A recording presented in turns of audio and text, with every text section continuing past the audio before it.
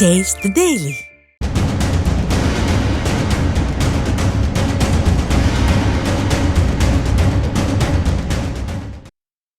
ஸ்டாலின் அரசின் மின்கட்டண உயர்வால் தொழில்துறையினர் மிகுந்த சிரமத்திற்கு ஆளாகி உள்ளதாகவும் தொழில் நிறுவனங்கள் எல்லாம் அண்டை மாநிலத்தை நோக்கி சென்று கொண்டு இருப்பதாக முன்னாள் அமைச்சரும் அதிமுக தலைமை நிலைய செயலாளருமான SP வேலுமணி விமர்சித்துள்ளார். கோவை குனியமுத்தூர் பகுதியில் நடைபெற்ற மனித சங்கிலி போராட்டத்தில் பங்கேற்ற அவர் இவ்வாறு விமர்சித்தார்.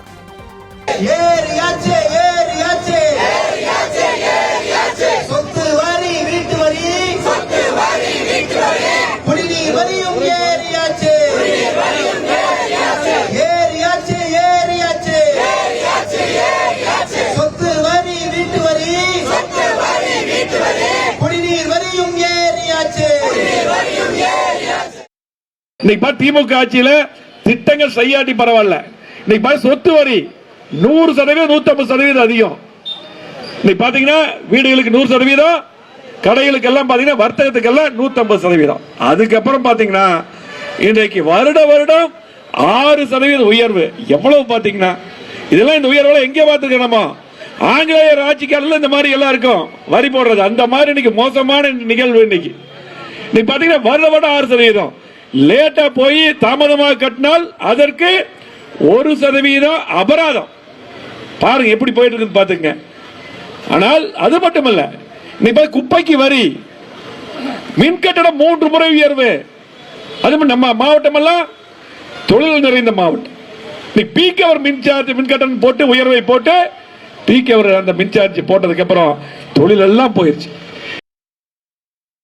இதைத் தொடர்ந்து செய்தியாளர்களை சந்தித்த அதிமுக தலைமை நிலைய செயலாளர் SP வேலுமணி, சென்னை விமான சாகச நிகழ்ச்சியை காண வந்த மக்களில் திமுக அரசின் நிர்வாக குளறுபடியால் அப்பாவிகள் 5 பேர் உயிரிழந்ததாகவும் அவர்களது குடும்பத்தாருக்கு வேலைவாய்ப்பும் நிவாரண உதவியும் ஸ்டாலின் அரசு வழங்க வேண்டும் எனவும் கேட்டுக்கொண்டார்.